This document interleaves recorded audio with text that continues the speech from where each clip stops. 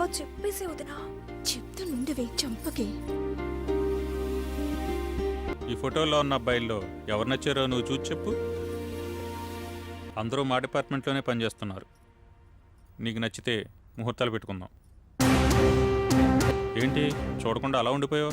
ఆ ఫోటోలో ఉన్న వాళ్ళని పక్కన పెట్టి మీ చెల్లి మనసులో ఎవరున్నారో అడగండి.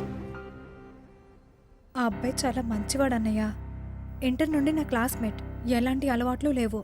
ఆల్రెడీ జాబ్కి అప్లై చేశాడు. త్వరలోనే వచ్చేస్తుంది. నువ్వు ఒప్పుకుంటే తన్ని పెళ్లి చేసుకుందామని. ఒప్పుకోకపోతే?